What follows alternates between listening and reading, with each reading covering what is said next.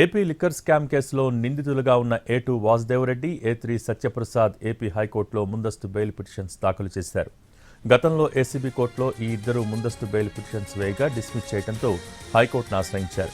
ఇదే సమయంలో ఈ ఇద్దరికి ముందస్తు బెయిల్ ఇవ్వొద్దని కేసులో నిందితుడిగా ఉన్న మాజీ MLA Chevireddy Bhaskar Reddy implead petition దాఖలు చేశారు. దీనిపై ఇవాళ హైకోర్టు విచారణ చేయనుంది. ఈ ఇద్దరిని ముందస్తు బెయిల్ మంజూరు చేస్తే అది ట్రయల్పై ప్రభావం చూపుతుందని ఇంప్లీడ్ పిటిషన్లో పేర్కొన్నారు చెవిరెడ్డి. ముందస్తు బెయిల్ మంజూరు చేస్తే సాక్ష్యాలను తారుమారు చేసి బెదిరిస్తారని చెప్పారు. ఎక్సైజ్ శాఖలో కీలక బాధ్యతలు నిర్వహించిన ఇద్దరిని ట్రయల్ ముగిసే వరకు కస్టడీలో ఉంచాలన్నారు చెవిరెడ్డి.